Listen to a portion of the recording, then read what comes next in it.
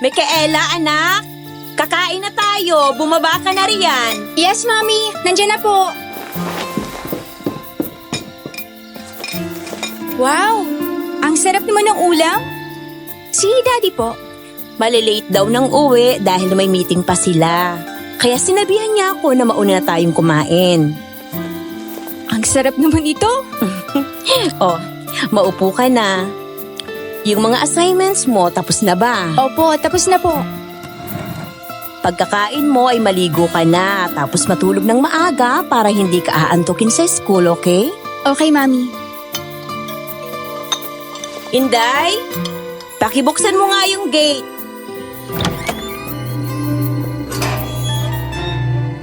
Nagmamadaling lumabas ang kasambahay namin at pumunta sa gate. Habang kami ng mami ko ay nagsimula ng kumain. Hanggang sa mapalingon kami matapos marinig ang sigaw ng kasambahay namin. Kasunod ng isang putok ng baril. Lalabas pa lang sana si mami nang magulat kami at pumasok ang 7 armadong lalaki. Gumapang ang takot sa buong katawan ko. Lalo na nang tutukan kami ng mahahabang baril. Mabilis tumakbo si mami sa akin at mahigpit kaming nagyakap. Anong kailangan nyo? Nang lumabas ang mga kasambahay namin, ay pinagbabaril ang mga ito ng mga lalaki. Kaya napasigaw kami at umiyak sa takot. No! Huwag nyo kaming sasaktan! Maawa kayo! Ikunin nyo na lahat ng pera at alas namin. Huwag nyo lang kaming sasaktan! Parang awa nyo na! Mommy! I'm scared! Huwag ka mag-alala. Nandito si Mami, anak. Sumiksi kami sa sulok ni mami habang tumakbo paakyat ang ibang mga lalaki. Maya-maya ay nakita namin na nag-usap ang 3 lalaking naiwan sa baba at tumingin sa amin mag-ina. Tumatawa at humihimas pa sa baba habang nakangisi. Ganun na lang ang takot naming dalawa ni mami nang lumapit sa amin ang 2 lalaki at pinaghiwalay kami. Pagkatapos ay sapilitan kaming dinala sa 2nd floor ng bahay at pinaghiwalay ng kwarto. Hanggang sa magulat ako nang biglang punitin ng lalaki ang suot kong bestida.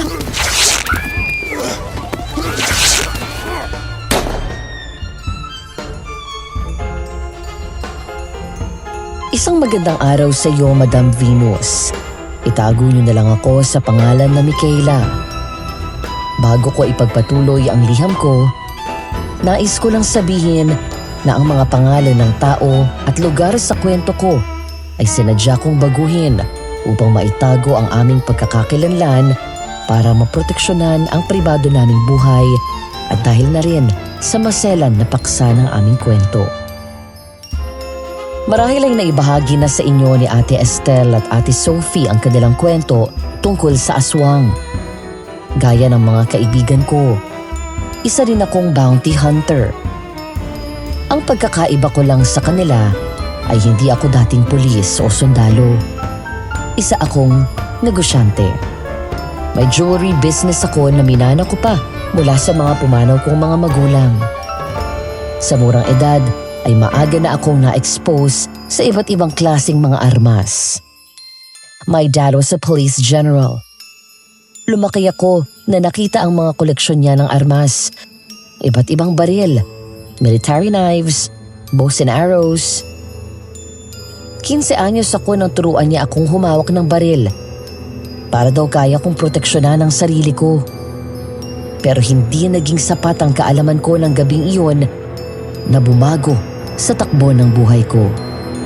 Dahil doon, sa edad na 22, ay natuto na akong pumatay at maghahabol ng mga kriminal na para sa akin ay walang karapatang mabuhay sa mundong iyon.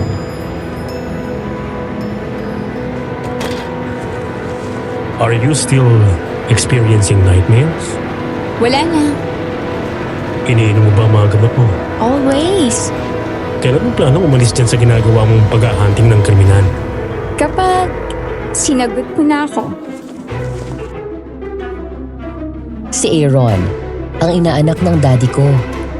Matalik na magkaibigan ang mga magulang namin at mga bata pa lang ay palagi na akong nakasunod sa kanya. At the age of 11, pinangako ko na sa sarili ko na si Aaron ang lalaking pakakasalan ko. 28 years old na ako, pero hanggang ngayon ay siya pa rin ang lalaking pinapangarap ko. Kaya naman 3 years ago, matapos nilang maghiwalay ng girlfriend niya, ako na ang nanligaw kay Aaron. Bago ako maulila ay hinabilin ako ni Daddy sa kanya. Kaya mula noon ay hindi na ako lalong pinabayaan nito. Siya ang tumatayong guardian ko. Siya rin ang aking resident psychiatrist. Bukod sa pagiging negosyante ko, alam ni Aaron na isa akong bounty hunter.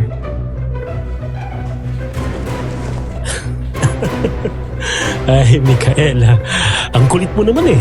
Ano pa ba kasing gusto mo? Maganda naman ako. Sexy, matalino, mayaman, masarap. Ang kulit mo talaga. O baka mamaya niyan may girlfriend ka na ulit ha? Wala, paano ako magkaka-girlfriend? Eh, diniskartehan ko pa lang, inaaway mo na. Para malaman nilang taken ka na. Micaela, O, baka naman hindi ka pa rin nakaka-move on kay Patricia. 3 years ago na yon. Kinalimutan ko na yung babaeng yun. Buti naman. Pero seryoso ako sa sinabi ko. Itigil mo na yung trabaho mo na pagtutugis ng kriminal. Hayaan mo nang ganyang gawain sa mga pulis. Ayoko dumating ang araw at makatanggap ako ng tawag at sabihin patay ka na. The more ka na-expose sa karahasan, mas lalo kang hindi gagaling. Paulit-ulit mong maaalala ang nangyari noon. Bakit? Malulungkot ka? Eh, syempre naman. Ay, teka lang ha. Sir Primo? Musta? Micaela, libre ka ba? May assignment ako para sa'yo. Libre naman. Si Ate Estelle at si Ate Sophie. Nag-retire na si Estelle. Si Sophie naman ay buntis at ikakasal na rin. Mukhang magre-retiro na rin siya. Sa ngayon, ikaw na lang ang inaasahan ko. Wala pa akong nahahanap na kapalit nila. Sige po. Mag-usap na lang tayo mamaya. So, paano ba yan? Kailangan ko nang umalis. May bago akong assignment. Micaela, please. Ikaw ha? Malapit na akong maniwalang nag-aalala ka talaga sa akin. Sige ka. Baka akalain ko in love ka na. Bye, Doc Aaron. I love you. Ay naku, ang tigas talaga ng ulo mo. Micaela, hindi pa tayo tapos sa session natin. Micaela! Kinagabihan ay nadatnan ko si Sir Primo na naghihintay sa bahay nang ako ay makauwi. Agad kong binaba ang bag ko at iniabot nito sa akin ang isang folder. Nang buksan niyon ay agad nagsalubong ang kilay ko sa nabasa ko. His real name, Felix Matias. Age 35 years old. Dating manager ng isang private company. Modus operandi niya, nakakaibiganin muna ang babaeng gusto niyang biktimahin. Kapag nakuha ng loob, sa kanya ay imbitahan sa labas ng bank. Pagkatapos ay doon niya isasagawa ang kanyang balak. Pagsasamantalahan niya ang biktima sa loob ng kotse niya. Pagkatapos ay papatayin at itatapon sa liblib na lugar ang bangkay. May 7 magkakapatong na kaso ng panggagahasa at pagpatay. Bounty, 10 million pesos. Ang baha-baha. Ba't 10 million lang? Tinawaran eh. Wala na daw budget. Kailangan lang talaga mahuli na yan dahil 7 babae na ang nabibiktima niya. Wala na bang dagdag yan? Wala na eh. Ano? Kukunin mo ba? Sige. Sayang ang 10 million. Hindi mo mapipita sa puno yan. Saan pang location ng pinagtataguan niya? Huling na-track sa Mindanao. Huwag ka mag-alala. Inaalam pa ang eksaktong kinaroroonan niya doon. Sasabihan kagad kita. Sige, ihahanda ako ng mga gamit ko. Sasama ako. Bigla kaming napalingon ni Sir Primo at nakita na naroon sa pinto si Aaron. Tuluyan itong pumasok sa bahay at tumayo sa harapan ko. Sasama ako sa misyon mo ngayon. Delikadong lakad ko. Delikado pala eh. Ba't kailangan mong umalis? Alam mo na, ito ang ginagawa ko nun pa, di ba? Mayaman kami, Kaela. Hindi mo kailangan gawin to dahil sa pera. Alam mo na hindi ito dahil sa pera. Paano ka gagaling? Kung palagi mong hawak ay ang baril at iba pang armas mo. Okay lang ako. Hindi ka okay, kilala kita. Kung gusto mong umalis, hayaan kita pero dapat kasama ako. Pwede ba, sir? O walang problema basta madala mo sa akin si Felix Matias ng buhay. At huwag mong torturin. Oo na. Babaitan ko na ngayon. Ay, sana nga. Tama. Isama mo itong sino para may pipigil sa'yo kapag nangati ang kamay mo na pumatay ng tao. Matapos makalap ang iba pang impormasyon tungkol sa wanted criminal na si Felix Matias, ay agad kaming tumulak sa isang liblib na baryo sa isang probinsya sa Mindanao. Tumingin kami sa paligid. Napakaganda sa lugar na yun. Presko at sariwa ang hangin dahil napapaligiran ang baryong iyon ng mga puno at halaman. Ang bawat bakuran ng mga bahay ay may mga sariling tanim ng namumulaklak na halaman. Malinis at pantay ang mga daan.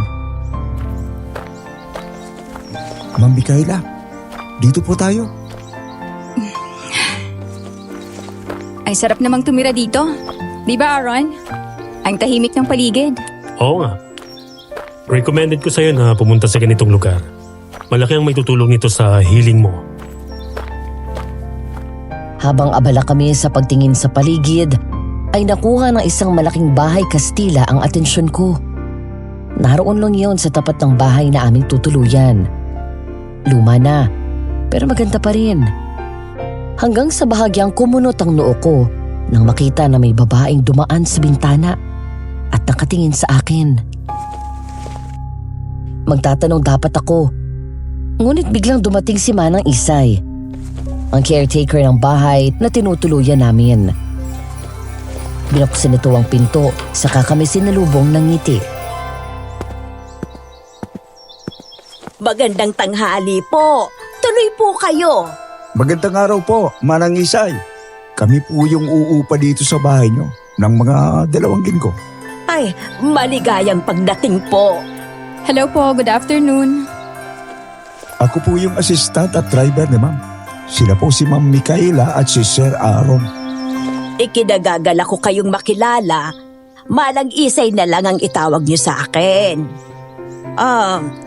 Kayong dalawa ba, magkaano-ano? Nagkatinginan kaming dalawa ni Aaron nang ituro kami ni Manang Isay. Bigla akong ngumisi nang may maisip akong kalokohan, pagkatapos ay bigla akong humawak sa kamay niya. Boyfriend ko po siya. Anong boy? Opo, boyfriend ko po. O siya, sige. 2 lang ang silid nitong bahay, naroon sa 2nd floor. 2 rin ang banyo. Isa dito sa baba at isa sa master's bedroom. May mga kagabitan na dito sa kusina kung gusto nyong magluto o kung ano pa man. Salamat po, Manang.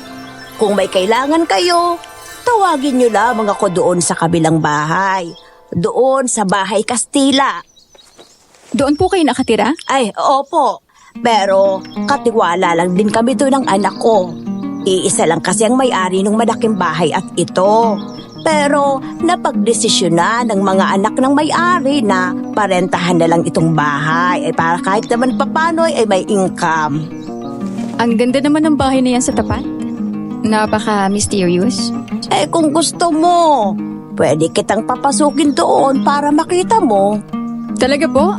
Sige po. Pero sa ngayon, maiwan ko na muna kayo nang makapagpahinga naman kayo at alam ko na malayo ang pinanggalingan nyo. Siya nga pala, maaari ko bang maitanong kung ano ang pakay nyo dito sa bayan namin? Ano po kasi, may hinahanap lang kaming tao. Tao? Sino? Maaari ko bang makita? Baka sakaling makilala ko. Maliit lang itong bayan namin, halos lahat ay magkakakilala. Ito po. Teka. Parang namumukhaan ko nga ito. Ay, tama. Siya nga yung anak ni Mang Renato at Aling Catalina. kumari ko ang nanay niya. Panganay siya. Sa siyam na magkakapatid. Parang nakita ko nga yan dito noong nakaraang araw. Talaga po? Saan po banda? Doon sa bayan. Maaari niyo ba sa amin ituro kung saan ang bahay nila? Sige. Kaso doon pa yun sa bandang loob ng kakahuyan. May mga bahay pa kasi doon. Kung hindi nga lang hapon na ay maaari ko kayong samahan ngayon. Kaso delikado na doon sa kakahuyan kapag gabi. Bukas na bukas din sasamahan ko kayo. Salamat po. Bakit, Ineng, may atraso ba ito sa inyo? Po? Ano po, may malaking pagkakautang siya. Pinapahanap ng boss namin. Milyon ba? Opo, malaking halaga. Hayaan mo. Kapag namataan ko itong lalaking to, sasabihin ko sa inyo. Habang may ginagawa sa laptop si Aaron, kami naman ni Kuya Randy ay nag-uusap tungkol kay Felix Matias doon sa sala. Bukas ng umaga, puntahan agad natin ang bahay ni Matias. Dapat pala, ma'am. Sinabihan natin si Manang Isa na huwag sasabihin sa kaanak ni Matias na pupunta tayo. Baka magduda yun at biglang magtago. Huwag ka mag-alala. Nasabihan ko na siya kanina bago umalis.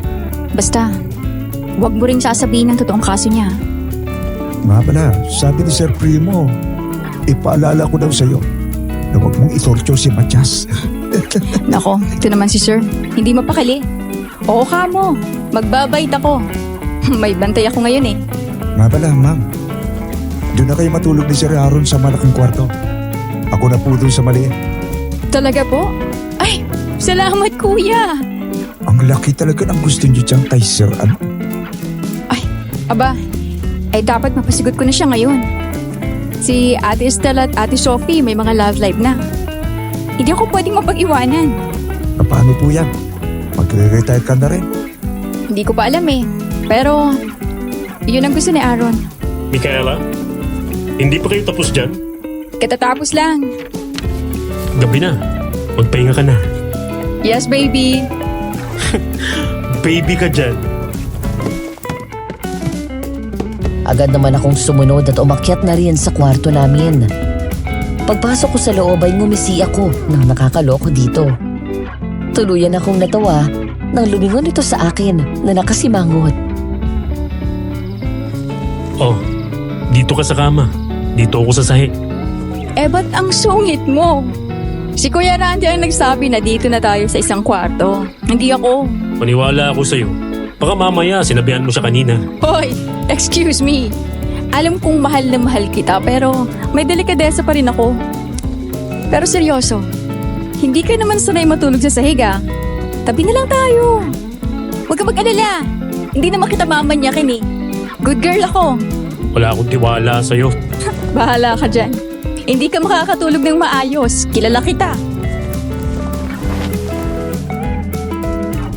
Matapos kong maihanda ang kama, lumapit ako sa bintana para sana isara yun. Ngunit natigilan ako nang mapatingin sa bahay Kastila. Doon sa bintana, naroon na naman ang babae at nakatingin sa akin. Natulala na lang ako hanggang sa ngumiti ito sa akin. Gumanti din ako ng ngiti sa babae. Micaela, sino tinitingnan mo dyan? Ha? Yung babae dun sa haka. Nasaan na yun? Napakamot na lang ako sa ulo. Ituturo ko sana yung babae sa kabilang bahay, pero nang lumingon ako, ay wala na dun ang babae at nakasarado na ang bintana. Bakit? May problema ba? Hindi, wala. Bumati lang sa akin yung babae dun sa kabila. Anak yata ni Manang Isa yun. Sarado mo na yan at matulog ka na. Ito mga gamot mo. Inumin mo na. Sandali. Ikukuha kita ng tubig sa baba. Hindi na. Ako na. Bababa rin naman ako eh. Wala dito yung isang bag ko. Naiwan ko yata sa sasakyan. Sige. Bumalik ka kaagad ha. Mabilis akong bumaba at lumabas ng bahay. Binuksan ko ang pinto ng sasakyan at agad kinuha ang bag ko. Isasara ko na lamang yun nang may marinig akong kaluskos mula sa kung saan. Lumingon ako nang maramdaman ko na parang may tao sa paligid. Sinarado ko ang pinto ng kotse at naglakad-lakad sa labas ng bahay. Nagtaka ako dahil wala akong natagpuan na tao doon. Kaya naman naglakad na ako pabalik ng bahay. Naroon na ako sa nakaparada naming sasakyan nang muli akong matigilan nang may marinig akong kakaibang tunog na parang galing sa isang mabangis na hayop. Nangalisag ang balahibo ko sa narinig ko.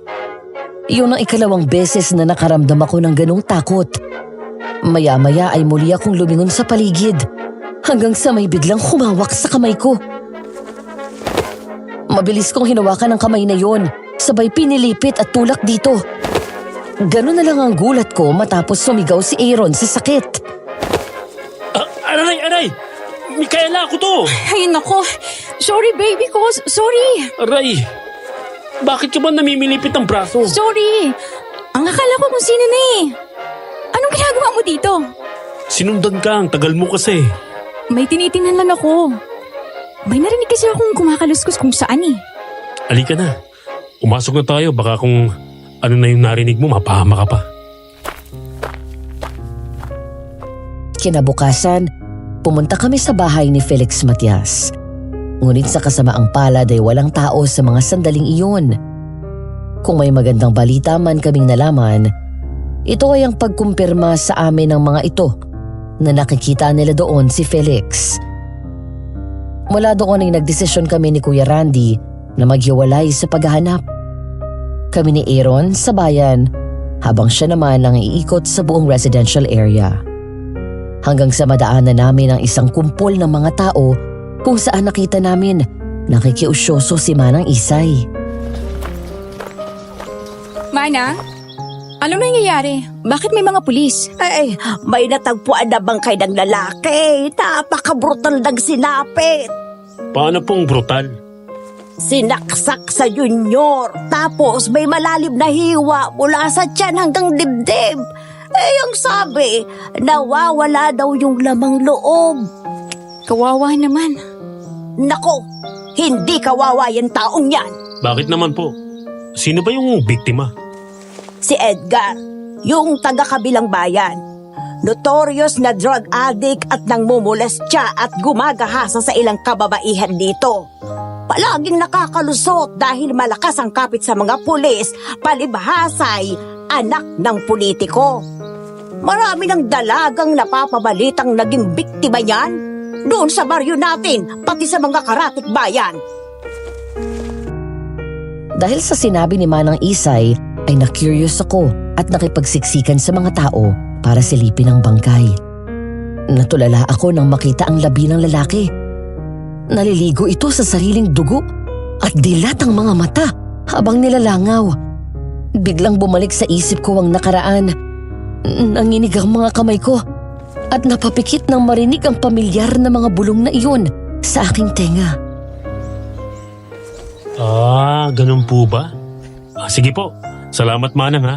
Una na kami. Sandali. Nahanap niyo na ba si Felix? Hindi pa po. Huwag kayong mag-alala. Kapag namataan ko ang lalaking yon, sasabihin ko kaagad. Sige po. Thank you. Halika na, Micaela. Naramdaman ko na lang na umakbay sa akin si Aaron at niliw ako sa mga tao habang ako ay nananatiling tulala at nanginginig ang mga kamay. Umaagos ang mga luha habang paulit-ulit na nagre-replay sa isip ko ang pinakamadilim na bahagi sa aking buhay. Hanggang sa hawakan ni Aaron ang magkabila kong pisngi at iangat ang aking mukha. Nang tumingin ako sa kanya, nakita ko ang labis na pag-aalalanto. Micaela. Listen to me. Wake up. I said wake up. Aaron, nandiyan na naman sila. Wala sila dito. Nasa imahinasyon mo lang sila. Hindi sila totoo. Lumingon ka sa paligid mo. See? Nandito tayo para hanapin mo si Felix Matias, remember? Oo. Naalala ko. Good. You're doing great. Calm down. Halika, doon tayo sa restaurant. Kumain na tayo ng tanghalian para makainom ka na ng gamot mo. Matapos namin kumain at makainom ako ng gamot, ay unti-unti akong kumalma. Mabuti na lamang at kasama ko si Aaron doon. Kung hindi, ay baka kung ano na naman ang magawa ko sa sarili ko. Sigurado ka ba na okay ka na? Oo. Salamat Buti na lang nandito ka. Tapos ayaw mo pa akong sumama. Nag-aalala lang ako na baka mapahama ka. Kaya kitang protektahan at ang sarili ko. Kahit na hindi ako marunong humawak ng baril. Habang naglalakad kami at patuloy na naghahanap, bigla akong natigilan matapos may mamataan na pamilyar na mukha sa isang tindahan. Matangkad na singkit, medyo maputi, nakasalamin. Walang duda. Yun nga si Felix Matias na kriminal na wanted sa kasong rape at murder. Nakita ko na siya. Sino? Yung kriminal? Oo. Diyan ka lang Lalapitin ko lang. Pasimple akong naglakad palapit sa kinaroroonan ni Felix. Tumayo ako sa tabi nito at narinig ko pa na kausap nito ang tindera. Para itong di makabasag pinggan. Chinito at maputi, mukha itong nerd at tambay sa library kesa rapist at mamamatay tao. Manang, magkano po ito? Isa rin po nito. Thank you po. Manang, magkano po ito? Eto po. Huminga ako ng malalim sabay labas ng baril mula sa back pocket ng pantalon ko. Nagulat si Felix Matias nang bigla akong umakbay dito at pasimpleng tinutukan ng baril ito sa tagiliran.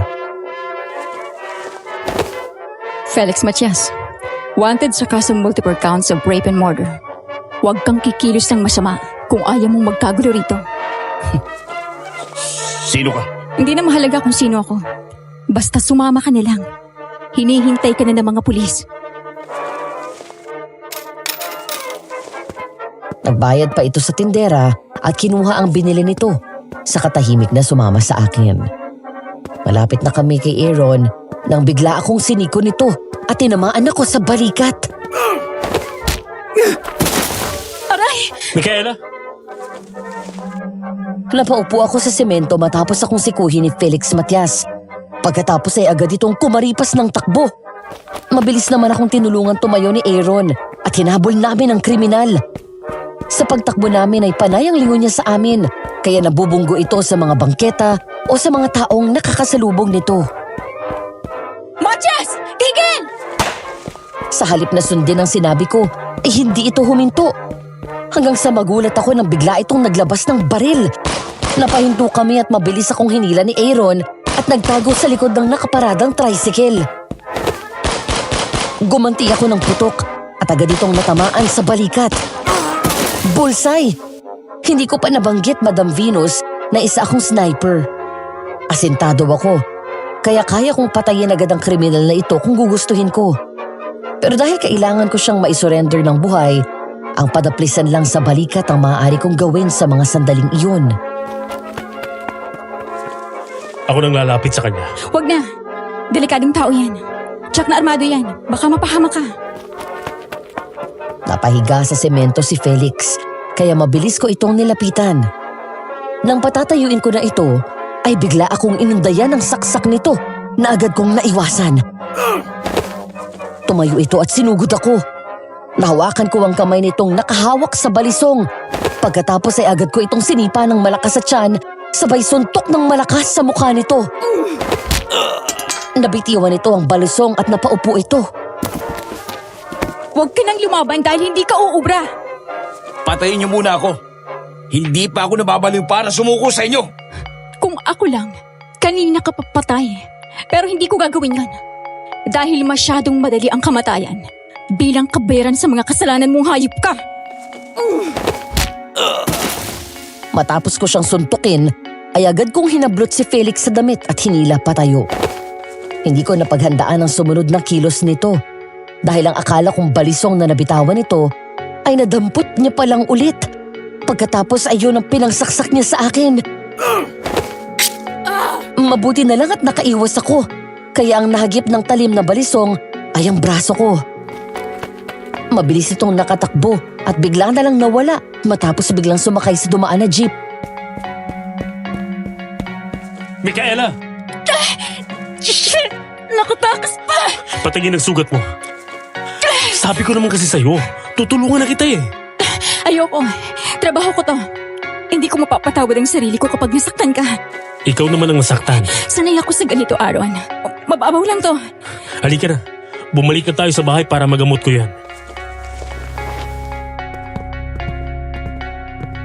Nahihiya akong umiti kay Aaron matapos niyang gamutin ang sugat ko. Nakasimangot ito sa buong sandali na ginagamot ako kanina. Hindi na ito nagustuhan na nasugatan ako. Ito kasi ang unang pagkakataon na sumama siya sa akin. Hindi akalain ni Aaron na ganun ang hinaharap ko sa tuwing umaalis ako para maghabol ng kriminal. Paano yan, ma'am? Alam na ni Felix na may naghahabol sa kanya. Baka umalis dito yun. Hindi niya na magagawa yon. Alam niya na siguro ngayon. Nakalat na ang mukha niya sa TV, internet. At nakapaskil na sa labas ng bahay na to na wanted siya. Hindi na yun makakaalis dito basta. Sana nga po. Dahil mahirapan na naman tayong hanapin siya kapag umalis siya rito.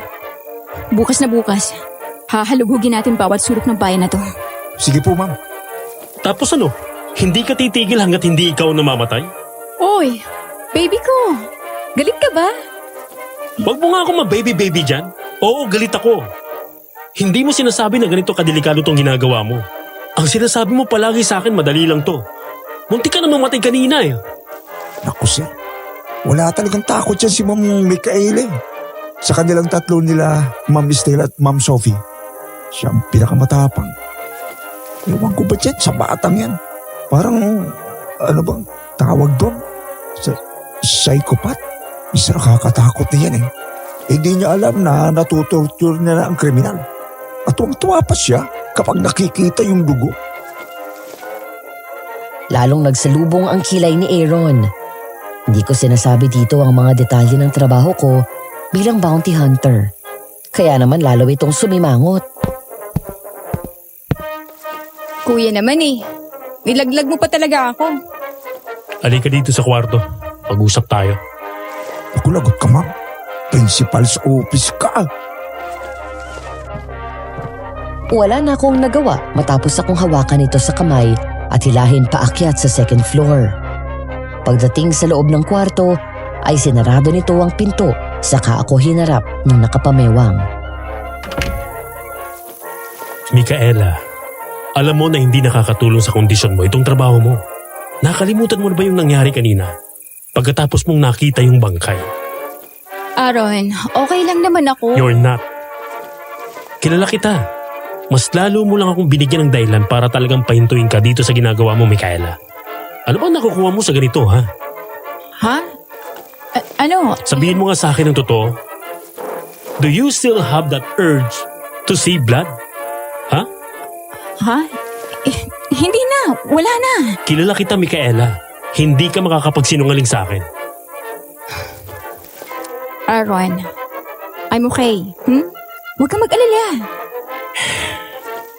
You know that I care about you, okay? Ayoko lang na may mangyaring masama sa'yo. Nangako ko sa daddy mo bago siya mawala na hindi kita pababayaan. I know. And thank you. Salamat din at kahit madalas matigas ang ulo ko, nandyan ka pa rin. Hindi mo ko iniiwan. Natitiis ba naman kita? Kinilig ako nang yakapin ako ni Aaron ng mahigpit. Ramdam ko ang pag-aalala niya para sa akin. Ang buong akala ko ay ilalayo niya ako agad. Kaya laking tuwa ko nang hinayaan lang ako ni Aaron na nakayakap sa kanya. Maya-maya ay natigilan ako nang mapalingon sa bahay Kastila. Naroon na naman ang babae sa bintana. Nakatingin sa akin. Parang may gustong sabihin. Parang tinatawag ako sa klase ng kanyang tingin. Aaron? Nakikita mo ba yung babaeng yon? Babae? Saan? Ayun o. Doon sa bahay Kastila. Doon sa bintana. Pagkasabi noon ay tumingala ako sa kanya. Lumingon ito sa bahay sa tapat. Pagkatapos ay kumunot ang noo. Maya-maya bago muling tumingin sa akin. Wala naman ah. Anong wala? Ayan siya, oh, Nasaan na yun? Nawala ang babae sa bintana. Lalo akong nagtaka dahil kanina lang ay nakatayo ito doon. Maya-maya ay biglang dumating si Manang Isay. Napalingon pa ito sa amin, saka ngumiti at kumaway. Oh, ayun, babae. Si Manang Isay. Hindi siya. Mas bata yung babaeng nakita ko eh. Baka nag-hallucinate ka na naman. Sige na, magpahinga ka na. 3:00 ng madaling araw. Ang kwento sa akin mismo ni Aaron ay naalimpungatan siya matapos marinig ang langit-ngit ng pintong silid. Nagtaka daw siya dahil sa kanyang pagkakatanda ay sinarado nito yon bago matulog. Nang bumangon, doon na nagtaka ito nang makitang wala daw ako sa kama. Micaela? Micaela? Bumaba si Aaron sa sala at labis na nagtaka dahil nadatnan niyang bukas ang pinto. Doon na raw siya nataranta at nagalala. Nagmamadali siyang umakyat at kumatok sa pinto ng silid ni Kuya Randy. Kuya? Kuya Randy? Kuya Randy, gising! Tulungan mo Sir. ako. Si Micaela nawawala. Po? Paano siya nawala? Nagising na lang ako na wala na siya sa kama. Tsak na, nag-sleepwalk na naman yun. Alika, hanapin natin siya. Baka kung ano nang nangyayari kay ma'am. Dadalhin ko yung baril niya. Baka sakaling kailanganin natin. Sige po. Mabilis na tumakbo pababa at lumabas ang dalawa. Inikot nila ang buong paligid, ngunit hindi daw nila ako mahanap. Sa bawat minuto na lumilipas na hindi ako nakikita ni Aaron, ayon sa kanya ay labis ang nararamdaman niyang takot at pag-aalala. Micaela? Micaela? Ma'am Micaela! Ma'am! Nasaan po kayo? Ma'am! Ko. Sana walang nangyaring masama sa kanya. Lagi po bang nangyayari ito kay ma'am? Kapag natitrigger ang trauma niya, Trauma? isang araw ipapaliwanag ko sa inyo. Ang importante sa ngayon ay mahanap natin siya. Opo, sir. Lakad-takbo ang ginawa ng dalawa hanggang sa mapadpad si Aaron malapit sa ilog.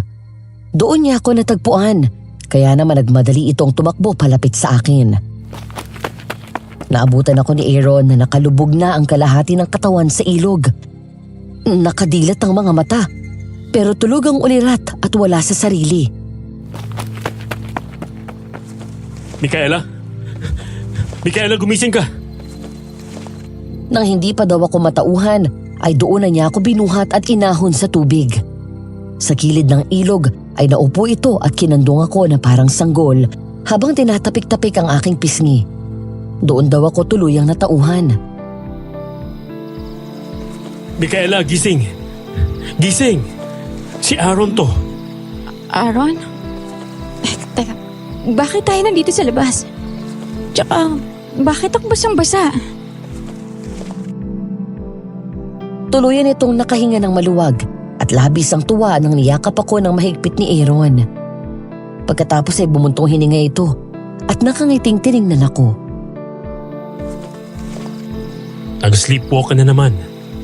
At naabutan kita na nakalubog na sa ilog. Kung hindi ako dumating baka kung ano lang nangyari sa'yo. Ano, okay ka lang? Oo, nilalamig lang. Halika na. Umuwi na tayo. Sa halip na ibaba at hayaan akong maglakad, ay binuhat ako ni Aaron na para kaming bagong kasal. Napangiti ako at yumakap sa braso niya. Pakiramdam ko ay gusto na rin niya ako matapos nitong isandal ang gilid ng kanyang mukha sa pisngi ko. I love you, Aaron. Pakasalan mo na ako. Mag-uusap tayo mamaya tungkol dyan. Okay. Kinilig ako, Madam Venus. Nakaramdam ako ng malaking pag-asa na gusto rin ako ni Aaron. Ilang sandali pa, ay bigla na lang itong huminto. Nang tumingin ako sa harap namin, gumapang ang matinding kilabot sa buong katawan ko. Binaba ako ni Aaron at tinago sa likuran nito dahil nasa harapan namin ang isang nilalang na tinatawag nilang aswang. Isang babaeng aswang. Hanggang balikat ang kanyang buhok na itim na halos nakatabing sa bilog at dilat na dilat nitong mga mata. Nangingitim ang paligid noon at nanlilisik. Maliit ang ilong, ngunit malaki ang bibig. Nang ibukan nito yon, ay lumabas ang matalas at mahahaba nitong mga pangil, gayon din ang kanyang mga kuko. Matapang at malupit ako pagdating sa mga kriminal. Pero ibang usapan na kapag ibang nilalang ang pinag-uusapan. Lalo na yun, at yun ang unang beses na nakakita ako ng aswang. Anong gagawin natin? Basta huwag kang lalayo sa akin.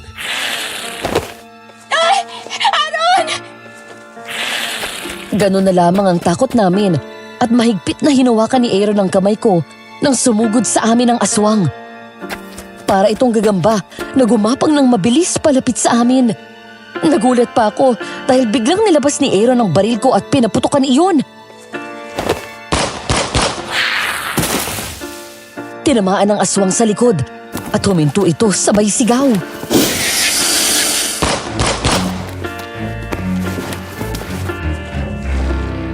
Takbo! Bilis!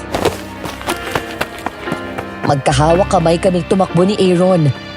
Ilang sandali pa, nang lumingon kami, ay nakita naming hinahabol na kami ng aswang. Pareho kaming napasagaw ni Aaron nang biglang lumundag papunta sa amin ang aswang. Ang hindi ko inaasahan ay nang itulak ako nito palayo, kaya napaupo ako sa semento. Aaron! Mas doble ang naramdaman kong takot nang makita na sinakyan ng aswang si Aaron matapos itong mapahiga, kaya nabitawan ito ang baril. Nanlaki ang mga mata ko nang bumuka ang bibig ng aswang at lumabas ang mahaba at matulis nitong dila. Agad naman nadampot ni Aaron ang isang piraso ng matulis na kahoy di kalayuan mula dito at sinaksak ang aswang sa dibdib. Lumayo ka sa kanya! Impacta ka! Akin yan! Nadampot ko ang baril at mabilis na pinaputokan ng aswang. Sumigaw ito ng malakas matapos tamaan sa tagiliran. Dahil sa ginawa ko ay mabilis na baling sa akin ang atensyon nito. Nakita ko ang galit at nanlilisik na tingin niya sa akin. Umangil ito at dahan-dahang lumapit sa akin. Napaatras ako. Maya-maya ay tumakbong dumating si Kuya Randy na may dalang supot pagkatapos ay bigla nitong sinaboy iyon sa aswang. Lumayas ka dito! Layas! Demonyo ka!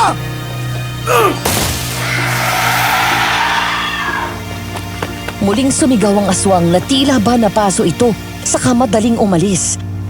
Agad akong tumakbo palapit kay Aaron at inalalayan itong umupo. Okay ka lang? Nasaktan ka ba? Ayos lang ako. Hindi niya naman ako nasaktan. Konting galos lang dito sa braso dahil sa kuko niya. Pero wala kang dapat ipag-alala. Halika na. Umuwi na tayo at baka bumalik pa yon. Kuya Randy, salamat po. Wala ka naman, sir. Agad kaming sumalampak ng upo ni Kuya Randy matapos namin maghanap kay Felix Matias. Dahil sa paglilibot namin at pagtatanong, nakumpirma namin na naroon pa rin ito sa bayang iyon. May mga nakakita sa lalaki na naglalakad sa palengke. Nagtungo kami sa mga lugar na tinuro sa amin ng mga tindera na maaring pinuntahan ito, pero nabigo kaming matagpuan doon ang lalaki. Kumusta ang paghahanap niyo? Negative pa, sir. Huwag kayong mag-alala. Mauhuli niyo rin yon. Nga pala. Mamaya kailangan natin lumipat. Lumipat? Bakit? May nasira sa linya ng tubig kaya hindi magamit yung mga gripo. Nasabi ko na kay Manang Isay. Ang sabi niya lumipat daw tayo dun sa kabilang bahay. Malawak naman daw yun at maraming kwarto. Sa bahay Kastila? Oo. Hinanda ko ng mga gamit mo.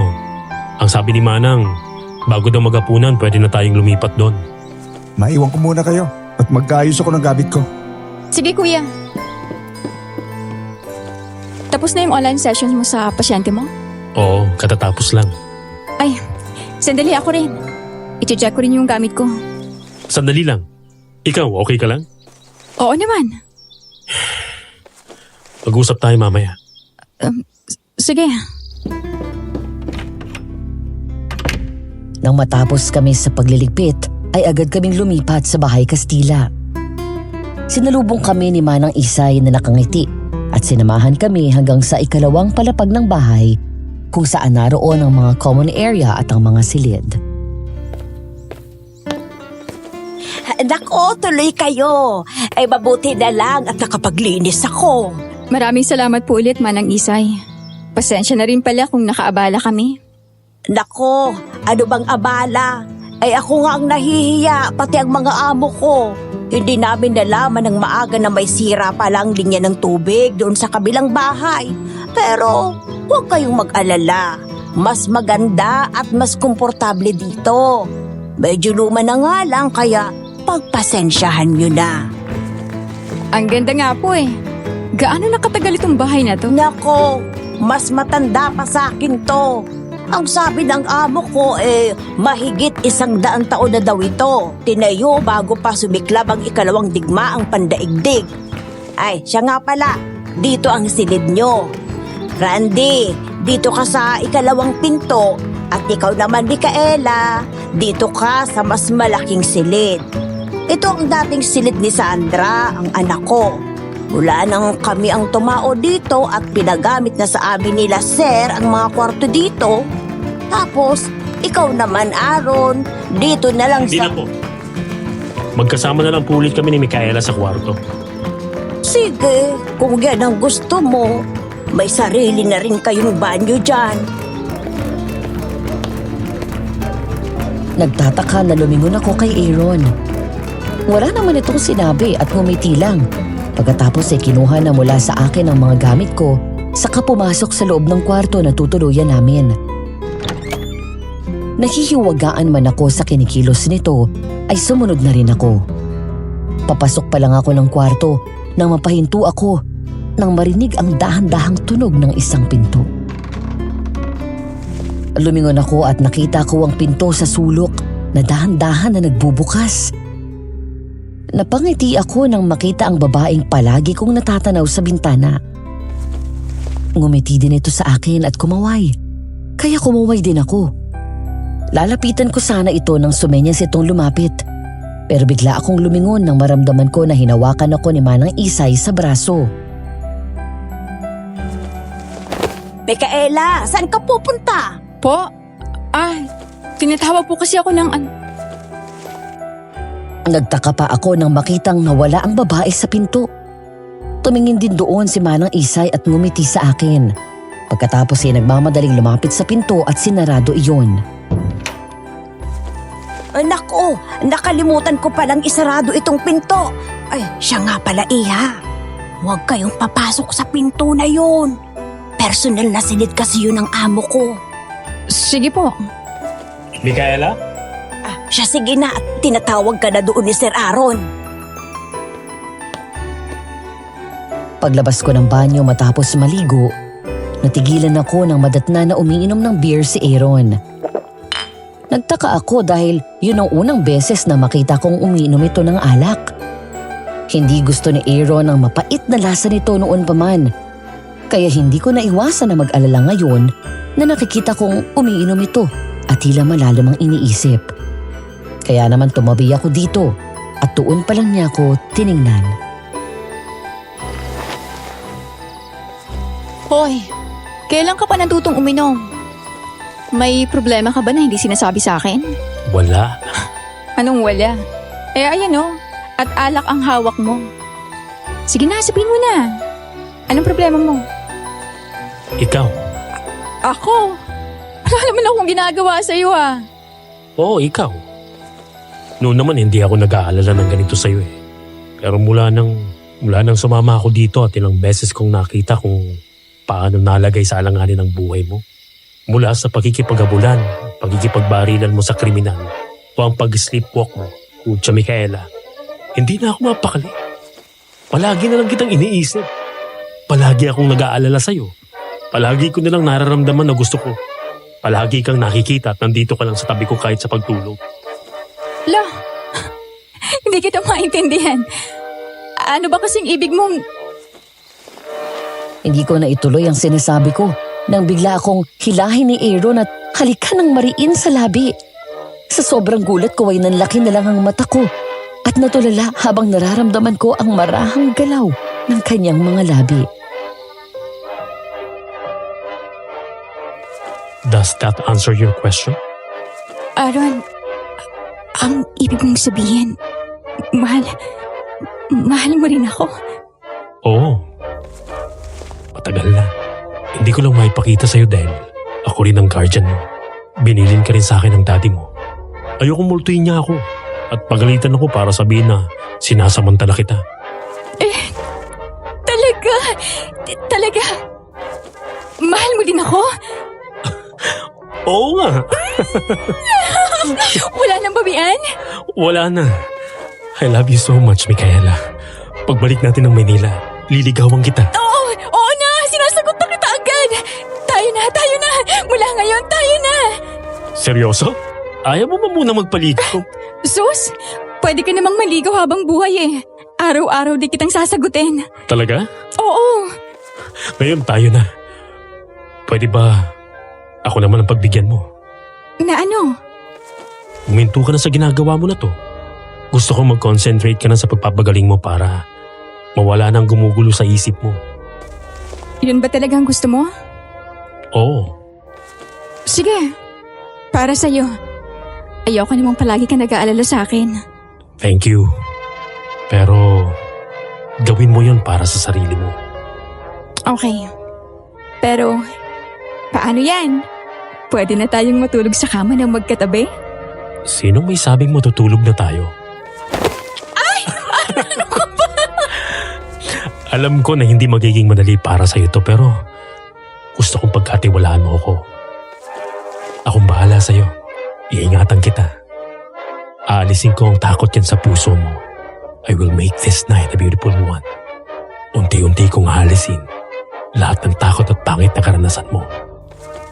I love you, Aaron. Mahigit 1 linggo na ang lumipas.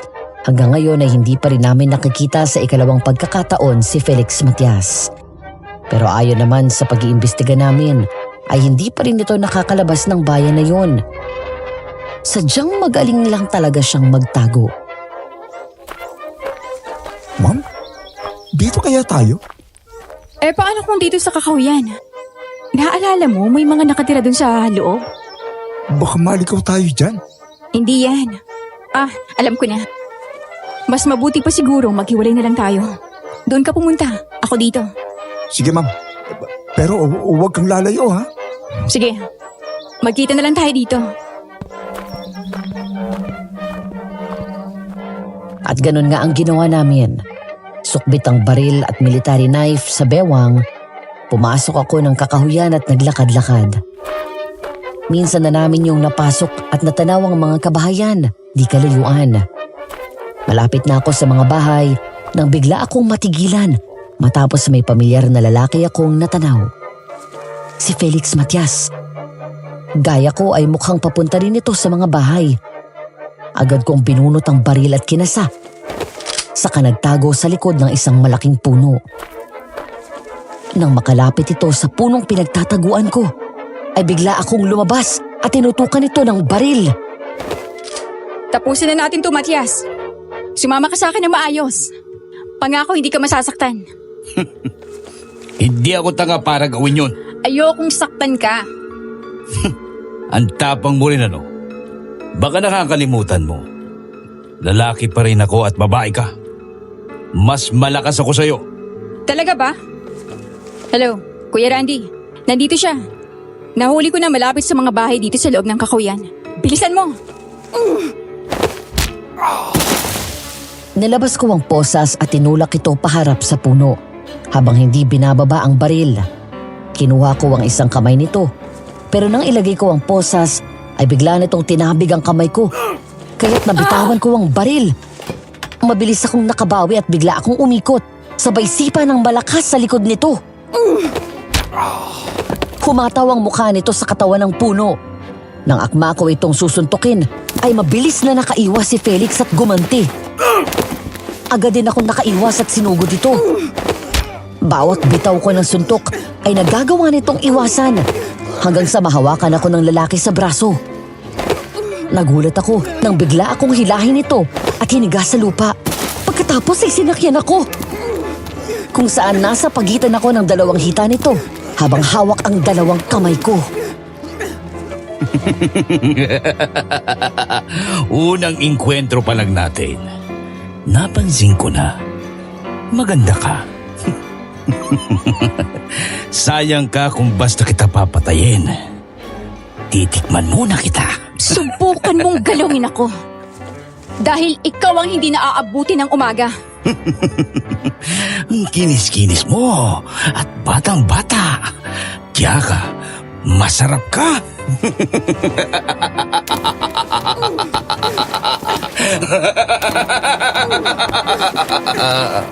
Nang marinig ko ang mga pamilyar na mga katagang iyon, ay natulala na lang ako. Bigla akong pinangapusan ng hininga at nanginig ang mga kamay ko. Kasunod ng biglang pagbabalik sa isip ko ng isang masamang alaala na nagsisilbing bangungot sa akin sa nakalipas na 10 taon. Wag! Maawa kayo! Wag po! Mami! Yan! Ganyan! Magmakaawa ka rin. Gaya ng mga babaeng yon.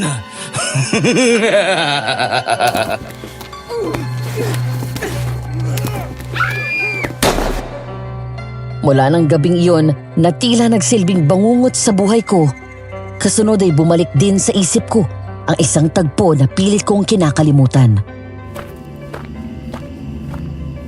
Muli kong natagpuan ang sarili ko na binabalik-balikan ang nakaraan sa aking isipan 10 taon na ang nakalipas. Naglalakad ako sa kakahuyan habang hila ko ang mahabang baril na pag-aari ng daddy ko. Hanggang sa makita ko ang isang warehouse. Lumapit ako doon at sumilip sa maliit na butas.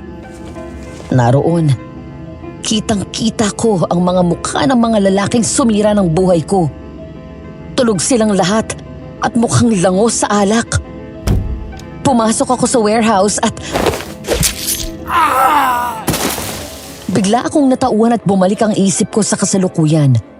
Nang tumingin ako kay Felix, nakita ko na lang ang sarili ko na hawak ang military knife at nakasaksak na iyon sa hita nito. Mabilis kong binunot ang patalim at tumalsik ang dugo nito sa mukha ko. Pagkatapos ay tinulak ko ito palayo sa akin. Hayop ka! Babae ka! At doon ko naalala ang lahat. That satisfying feeling. Matapos kong patayin ang mga lalaking lumapastangan sa akin at pumatay sa mami ko habang himbing silang natutulog.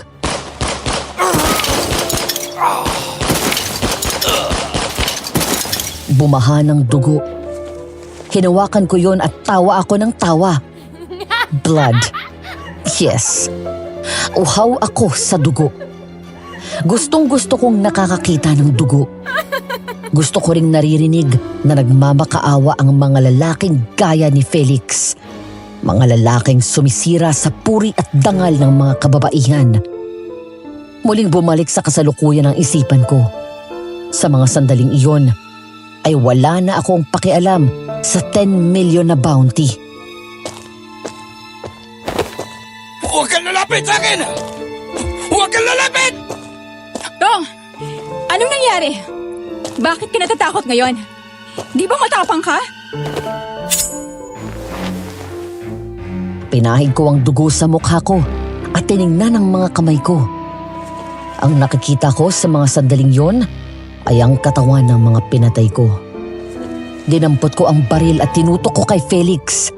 Sinadya kong paputokan ito malapit sa paa, kaya panay ang atras niya. Huwag! Huwag mo akong papatayin! Ma'am, wag po! Sa halip na makinig, ay nagpatuloy ako sa pagbaril kay Felix na hindi nililingon si Kuya Randy hanggang sa itututok ko na ang baril sa mismong ulo nito. Kasabay ng pagkalabit ko ng gatilyo ay biglang may humawak ng kamay ko at tinaas iyon. Nakita kong naihi sa pantalon si Felix Matias sa sobrang takot. Nang lumingon ako, ay nakita ko na lang si Kuya Randy, humihingal at umiiling. Huwag mo siyang patayin, ma'am. Doon ako tuluyang natauhan. Nagulat ako nang makita ang mga dugo sa kamay at damit ko. Ang kriminal na si Felix ay tumakbo pero sa halip na habulin ay natulala na lang ako hanggang sa nawalan ako ng lakas at napaupo na lang habang nanginginig ang kamay ko.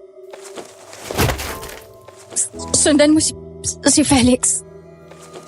Paano ka, ma'am? Ako nang bahala sa sarili ko. Habulin mo. Madam Venus, natagpuan ko na lang ang sarili ko na tulala habang naglalakad pabalik sa bahay. Pinagtitinginan ng mga taong nakakasalubong ko dahil sa maraming dugo sa mukha, kamay at damit ko. Pagbukas ng pinto ni Manang Isay ay napasigaw ito sa gulat.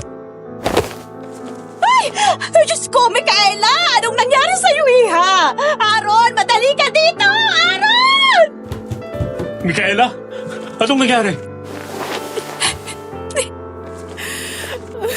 Nang makarating ako sa bahay na puno ng dugo, ay agad akong umiyak nang makita si Aaron. Ngunit maya-maya ay nawalan na lang daw ako ng malay. Binuhat ako nito hanggang sa silid at doon ay magkatulong sila ni Manang Isay na nilinis ako at pinalitan ng damit.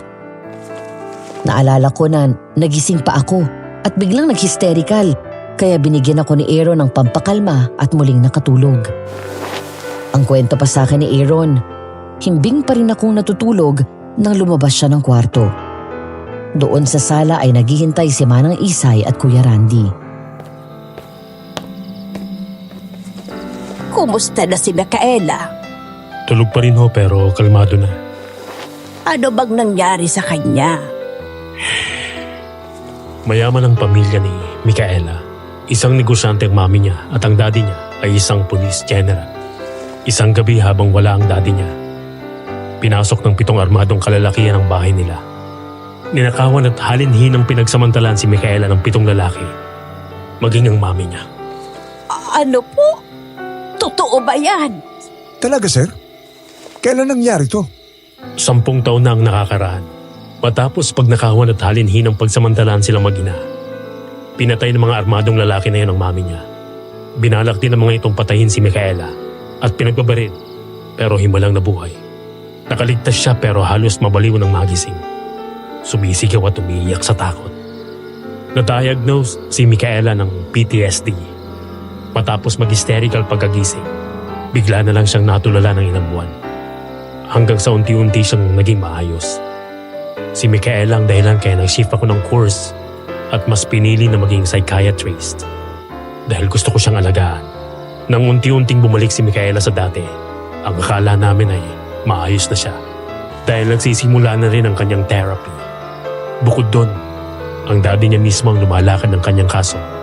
Hanggang isang beses, tinawagan ako ni Tito at sinabing nawawala daw si Micaela. Kasamang nawawala ang M16 niyang rifle at ang police report na naglalaman ng identity at location ng suspect na iniwan ni Tito sa home office niya. Dahil doon, kinutuban kami at agad sinundan si Micaela. Tumama kami ng hinala.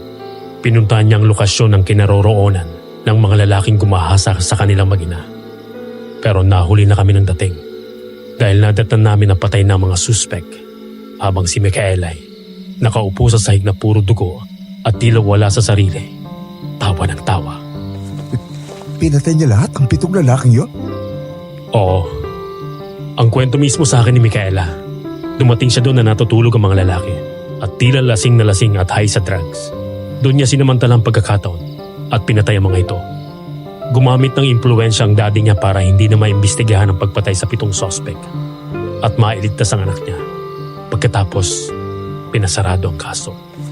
Pero bata pa siya noon, di ba? Paano siyang natutong gumamit ng baril?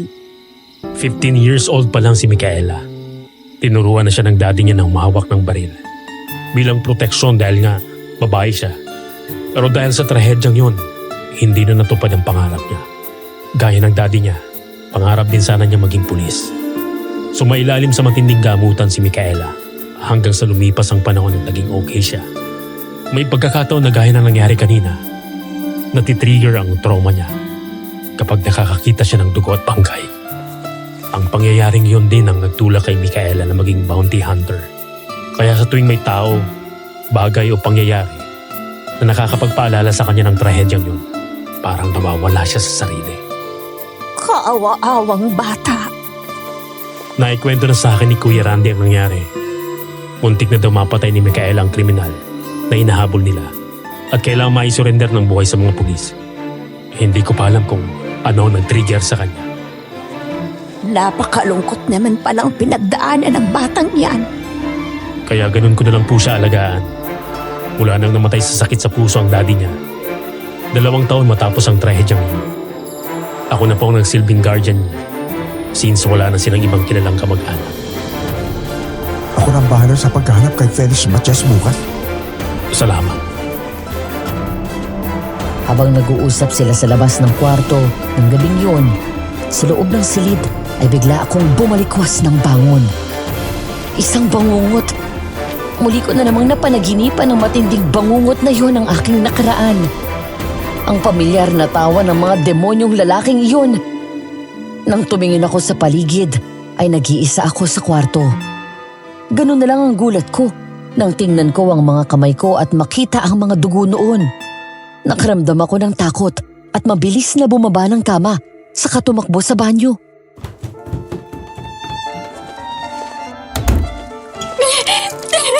Bakit ayaw matanggal ng dugo? Kahit anong sabon at kuskus ko sa kamay ko ay ayaw maalis ng dugo. Dahil doon ay bigla akong tumakbo palabas ng kwarto. Nagulat si Aaron, Kuya Randy at Manang Isay at napatayo ang mga ito. Tumakbo ako sa lababo at kinuskus ng maigi ang kamay ko gamit ang sponge na panghugas ng pinggan. Micaela, bakit? Puro dugo ang kamay ko eh. Ayaw maalis. Micaela, calm down. Please, kumalma ka. Huminto ako sa mariin na pagkuskus sa kamay ko at tumingin kay Aaron. Nahilam sa luha ang mga mata nang hawakan nito ang mga kamay ko. Sa mga ganitong pagkakataon na pakiramdam ko ay napakahina ko. Parang hindi ako ang Micaela na malakas at hinubog ng trahedyang nangyari sa akin. Walang dugo sa kamay mo. You're just hallucinating.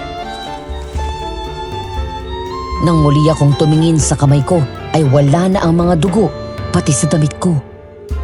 Maya-maya ay niyakap ako ni Aaron at muling binuhat saka binalik sa kwarto. Manang, mauna na po kami matulog. O siya, sige na, mabuti pa nga.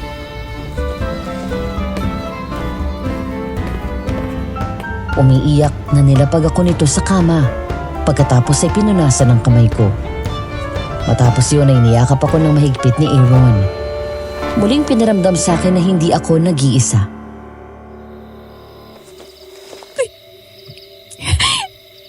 Nakita ko ulit sila, Aaron. Nakita ko ulit kung paano ko sila pinatay. May mga dugo. Panaginip lang yun, okay? Ang mabuti pa, matulog ka na ulit. Tatabihan na kita. Madaling araw. Pasado 2:00 nang magising ako mula sa isa na namang bangungot. Nang tumingin ako sa mga kamay ko, naroon na naman ang dugo. Muli akong nakaramdam ng takot. Pagkatapos ay pumikit ako sa kadumilat. Makalipas ng ilang sandali, wala na ang dugo. Nag-halusinate na naman ako. Iyon ang kadalasang nangyayari kapag napapanaginipan ko ang gabing pinagsamantalahan ako ng 7 lalaki sa edad na 18 at ang gabing pinatay ko mismo ang mga ito. Palagi akong nagigising na may dugo sa kamay. Tumingin ako kay Aaron. Tulog na tulog pa rin ito. Nang makaramdam ako ng uhaw, ay dahan-dahan akong bumaba ng kama at lumabas ng silid. Manang Isay, ikaw ba yan? Lumingon ako matapos marinig ang tunog ng pintong bumukas. Ayun na naman ang pinto na nasa dulo. Kung saan ko nakita ang babae noong unang araw dito sa Bahay Kastila. Maya-maya ay dumungaw na nga ang babae.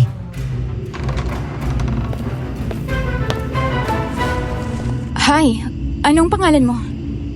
Sandra, ikaw? Micaela, nice to meet you. Palagi kita nakikita dito kahit nung nasa kabilang bahay pa kami. Kaano-ano ka ni Manang Isay? Anak niya ako. Ah, Mag-iingat ka. mag-ingat. Saan? Sa 2 uri ng aswang. 2 ang aswang? Teka, hindi kita maintindihan. Dito sa mundo, 2 ang klase ng uri ng aswang. Isang aswang na sugo at kampo ng demonyo. Sila yung kumakain ng mga tao. At ang ikalawang aswang naman, silang mga tao. Pero mas masahol pa sa aswang. Pumapatay ng kanilang kapwa-tao. Pinagsasamantalahan. Naiintindihan ko ibig mong sabihin. Nakita kita. Alam ko na pareho tayo ng pinagdaanan. Pinagsamantalahan. At niyura ka ng ating puri at dangal. Sinabi ni Aaron sa akin na naikwento niyang nangyari kay Manang Isay. Siya siguro nagsabi sa'yo. Tulungan mo akong makaganti, Micaela. Ha? Paano? Patayin mo si Felix Matias. Ano? Siya ang gumahasa sa'yo? Oo, ako ang unang biktima niya. Hindi 7. Kung hindi 8 ang babaeng pinatay at ginahasa niya. Sandali lang. Ang ibig mong sabihin, Mag-iingat ka sa aswang. Mag-iingat ka kay nanay. Gaya mo, uhaw din siya sa dugo at laman. ha? Hindi kita maintindihan. Sandali lang! Sandra! Micaela? Sinong kausap mo? Po? Si Sandra po, yung anak nyo? Nagtaka ako dahil sa halos tumakbo si Manang Isay palapit sa akin at mariin akong hinawakan sa magkabilang braso. Bahagya akong nakaigik sa sakit ng maramdaman ng matalas at mahaba na kuko nito na bumabaon sa braso ko. Doon ko lang napansin ang pinaghalong putik sa dugo at damit nito. Manang Isay? Ano pong nangyayari sa'yo? Sabihin mo sa akin, Micaela. Ano ang sinabi ng anak ko sa'yo? Sino ang pumatay at gumahasa sa kanya? Po? Patay na si Sandra? Kung ganon, Oo. 3 taon ang nakakalipas. Walang awa siyang pinagsamantalahan at pinatay ng kanyang nobyo dito sa bahay na to. Doon sa silid na yon. boyfriend? Palagi siyang may kinikwento noon sa akin na nakilala daw niya sa bayan. Gwapo, matangkad at chinito. Nagkapalagayan daw sila ng loob at kalaunay ay umibig sa isa't isa. Hanggang isang araw ay umalis ako. Kinailangan kong bantayan ang kapatid ko sa ospital at naiwan ko dito si Sandra. Nang makauwi ako kinabukasan, naabutan ko ng malamig na bukay ang anak ko. Ang kawawa kong anak. Binaboy at pinatay ng kung sino man na lalaki. Ayon sa mga kapitbahay, ay may nakita daw silang lalaki na pumunta dito ng gabing yon at ilang sandali pa ay nakarinig sila nagsigaw. Doon sa silid na yun ko natagpuan si Sandra na walang buhay. Sa tapat mismo ng bintana. Kaya sabihin mo sa akin, Micaela. Anong sinabi niya sa'yo? Sino ang gumahasa at mamatay sa anak ko? Sino? Si Felix Matias daw po. Si Felix? Ang hinahanap ninyong kriminal? Siya rin ang pumatay at gumahasa sa anak ko? Papatayin ko ang hayop na yon! Hindi ko hahayaan na gawin niyo yon. Hayaan niyo akong gumawa nun. At bakit? Para sa pera? Hindi ba't gaya ka rin ni Sandra? Biktima ng pang-aabuso? Hindi lang isa kung hindi 7 lalaki ang bumaboy at lumapastangan sa'yo. Wala silang puwang sa mundo. Kaya mo nga sila pinatay, di ba? Gano'n na lamang ang gulat ko at agad akong napaatras nang biglang maging aswang si Manang Isay. Ang aswang na sumalakay sa amin. Wala kaming kaalam-alam na nasa paligid lang namin siya. Ang tagal kong hinintay ang araw na to. Ang maipagiganti ang anak ko. Ikaw? Aswang ka? Pero paano nga? Oo! Ako nga ang aswang. Ako rin ang mga pumapatay sa mga kalalakihan dito. Mga lalaking walang karapatang mabuhay dahil sa pang-aabuso nila. Lahat ng lalaki pare-pareho. Hindi totoo yan. Oo. At may mga lalaking kaya nang umabuso sa akin at kay Sandra. Pero hindi lahat ng lalaki ay masama. Tsaka paano kayo naging aswang? May lahing aswang ang pamilya namin at si Sandra sana ang susunod sa lahi ko. Ang pinakahihintay ni Sandra ay maging ganap na rin siyang aswang. Matagal na itong hinihintay ng aming pamilya. Pero dahil sa ginawa ng Felix na yon sa aking anak, sinira niyang lahat. Hindi ko alam ang dapat maramdaman sa mga sandaling iyon. Gaya ko ay biktima ng pang-aabuso si Sandra. Pero kung hindi siya nawala ay magiging ganap naman siyang aswang at papatayin ng mga inosenteng tao. Napalingon ako sa pinto ng kwarto nang lumabas mula doon si Aaron. Nakita ko ang gulat sa mga mata nito, kaya mabilis akong tumakbo palapit at hinarang ang sarili kay Aaron. Micaela? Aaron! Ang baril ko! Bilis! Paano nakapasok dito ang aswang? Si Manang Isay ang aswang. Basta, mamaya ko na ipaliliwanag sa'yo. Ituro mo sa akin kung nasaan ang lalaking pumatay sa anak ko! Hindi ko rin alam. At kahit alam ko, hindi ko ituturo sa'yo. May batas tayong dapat magparusa sa kanila. Sinasabi ko na nga ba at ikaw ang magiging sagabal sa plano ko? Noong una, gusto ko kayong kainin dahil isang masarap na putay ang tingin ko sa inyo. Pero naging mabuti kayo sa akin, kaya sinabi ko sa sarili ko na hindi ko na ulit kayo pagtatangkang patayin. Pero kung ikaw ang pipigil sa akin para makaganti sa taong lumapastangan sa anak ko, papatayin kita! Hinila ako papasok ni Aaron ng kwarto. Sabay sara ng pinto nang sumugod ang aswang sa amin. Malakas nitong nilagabog ang pinto habang patuloy na umaangil sa galit. Tama na po, Manang Isay. Kung hustisyang kailangan nyo, makakamit nyo yon para kay Sandra. At ako mismo ang magbibigay sa inyo nun. Maya-maya ay biglang natahimik sa labas. Nagkatinginan kami ni Aaron. May hawak kaming tig-isang baril. Ilang sandali pa ay napalingon kaming dalawa sa bintana nang biglang bumukas ang sliding window na gawa sa kahoy at copy shells. Nalaki ang mga mata namin. Ang aswang! Una akong nagpaputok ng baril at sumunod naman si Aaron. Tinamaan ng ilang beses ang aswang, pero ang ibang bala ay naiwasan niya. Maliksi ang kilos nito habang nagngangalit ang ngipin sa galit at nanlilisik ang mga mata. Nang sumugod ito sa amin, ay tinulak ko palayo si Aaron. Napahiga ako sa sahig matapos talunan ng aswang. Kung ang mga hayop na lalaking yon ay hindi ako napatay, hindi ang gaya mong papatay sa akin!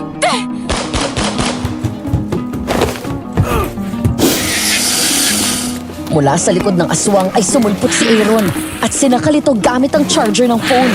Saka hinila palayo sa akin. Agad akong bumangon at nagmadali akong kunin ang military knife ko. Nang makawala ang aswang mula sa pagkakasakal ni Aaron, ay agad siyang sinalakay nito. Kaya bago pa nito masaktan ng lalaking mahal ko, mabilis kong inasinta ang puso nito bago binato ito ng kutsilyo. Tumama iyon eksakto sa gitna ng likod at tumagos sa kanyang puso. Maya-maya ay bumagsak ang aswang sa sahig at tuluyang namatay nang hindi bumabalik sa dati ang kanyang anyo.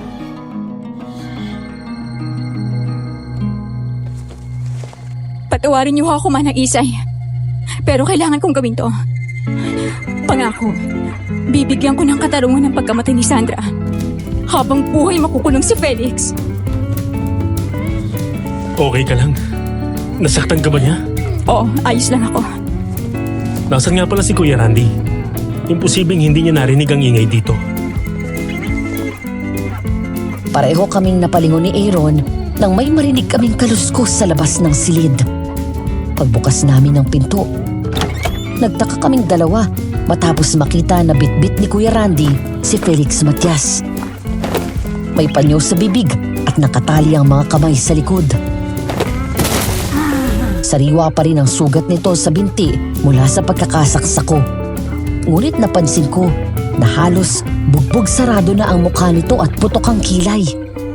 Umiiyak na umuungol ito at pilit na kumakawala. Ngunit ang mas pinagtataka ko ay ang reaksyon ng mukha ni Kuya Randy. Nakangisi ito. Malayo sa nakilala kong palaging nakangiti at maamo ang mukha, ilang taon na ang nakalipas. Nang mga sandaling yun, ay parang ibang tao ang kaharap ko. Kuya, saan mo siya nakita? Natsimpuan kong maaligid sa labas. Mukhang balak pa yata pumasok dito. Pero bakit ganyan ang itsura niya? Nanlamang. Yan, sinampulan ko lang. Mabuti. Thank you, Kuya Randy. Napatay na rin namin ang aswang. Si Manang Isay palang aswang. Si Felix Matias ang pumatay at gumahasa din sa anak niya. Ang mabuti pa, tatawagan ko na si Sir Primo. Ako na lang tatawag sa kanya. Sasabihin ko sa kanya na ako nakahuli sa gagong to. At sasabihin ko rin kay Sir Primo na napatay niya kayong dalawa. Nang sa ganon, mahasulo ko ang pera. Ano? Ulitin mo nga ang sinabi mo? Napaatras ako nang itutok nito sa akin ang baril. Agad akong tinago ni Aaron sa likod nito at tinaas ang kamay. Pagkatapos ay ngumisi si Kuya Randy habang ang mga mata nito ay halos mag-apoy sa galit.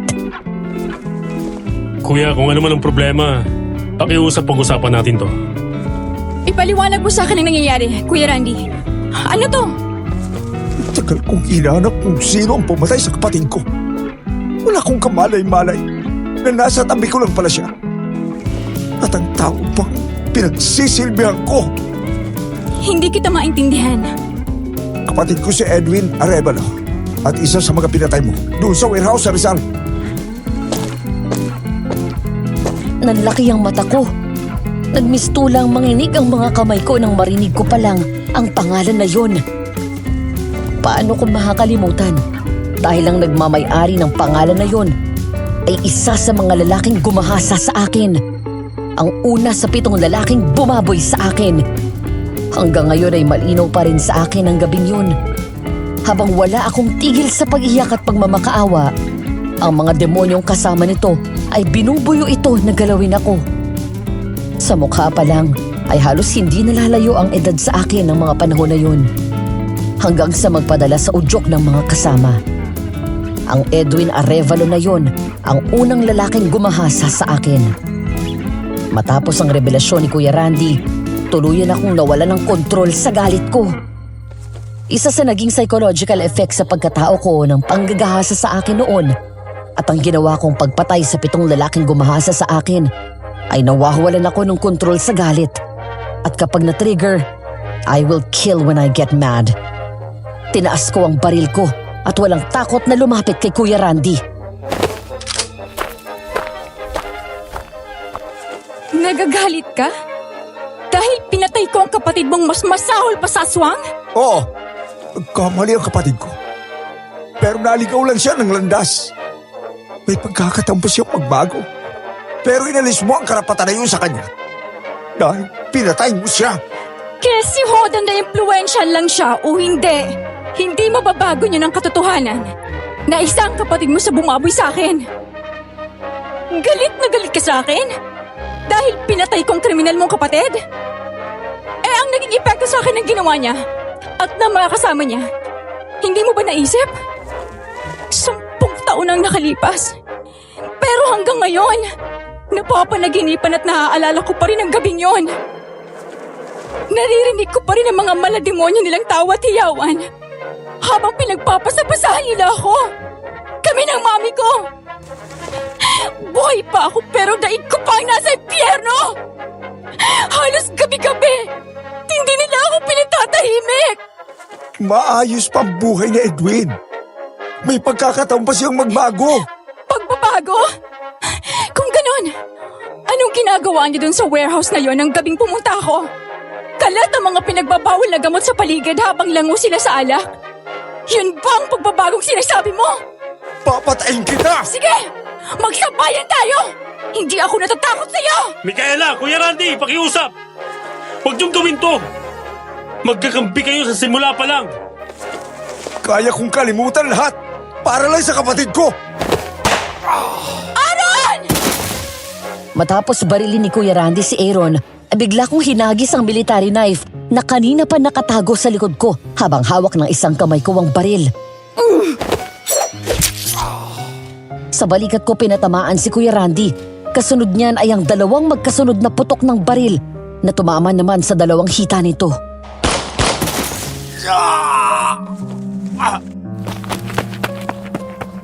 Nagmamadali akong lumapit kay Aaron na puno ng takot. Pero agad yung naibsan nang makitang sa balikat lang dumaplis ang tama nito. Okay ka lang? Oo, malayo sa bituka to. Ikaw, Ayos lang ako.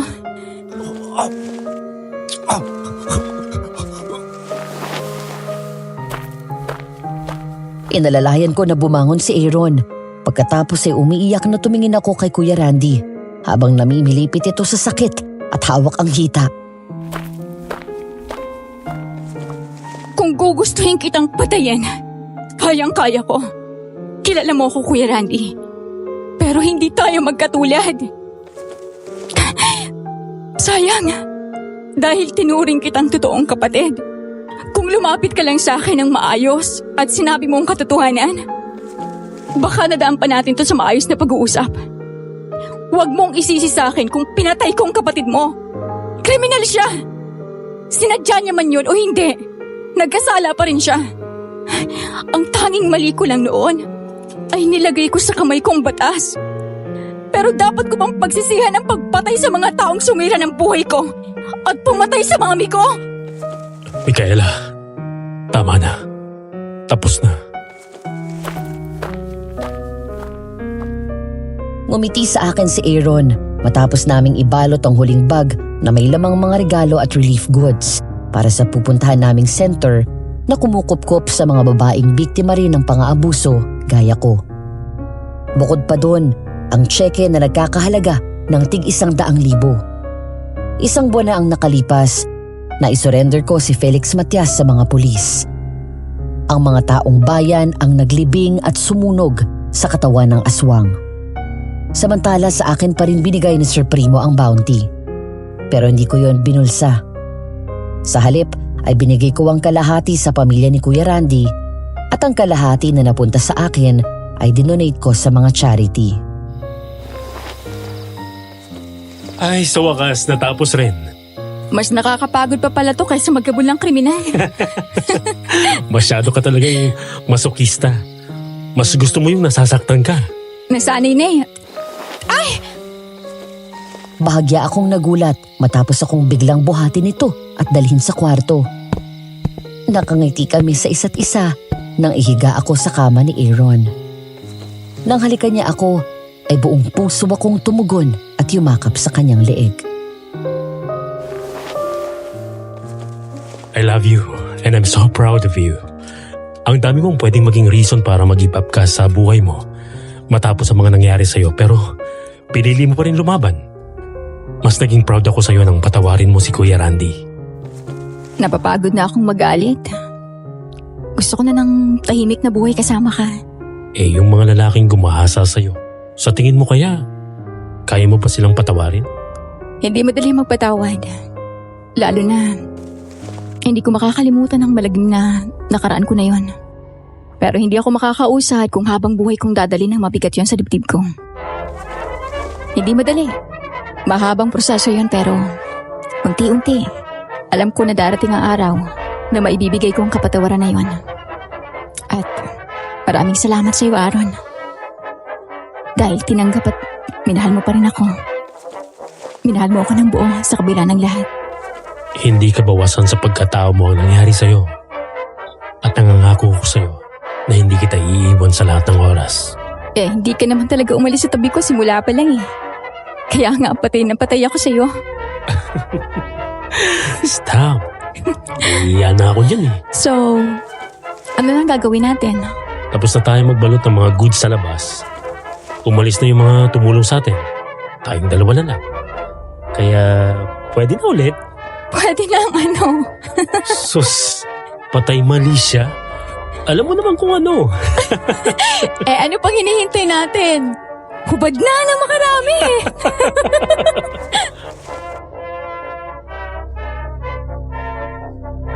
Madam Venus, tama si Sandra.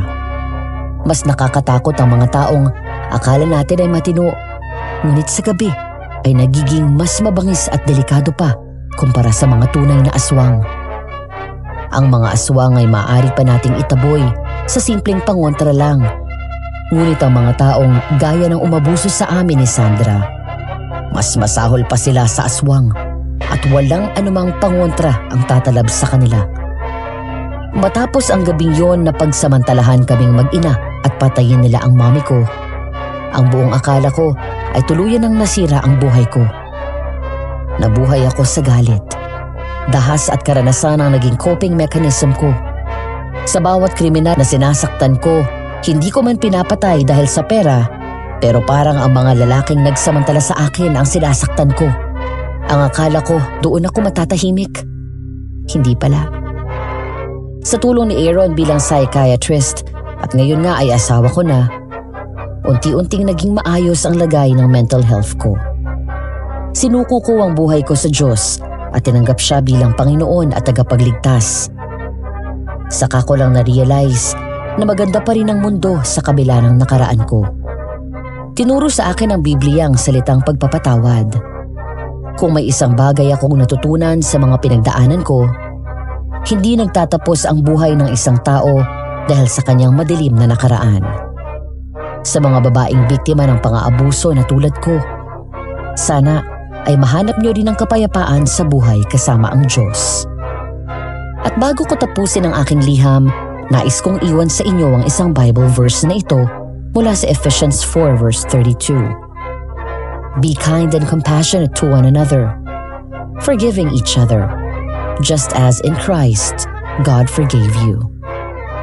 Hindi madali sa mga gaya namin ang magpatawad, pero hindi rin imposible. Hanggang dito na lang at more power sa Aswang Diaries. Nagmamahal, Michaela.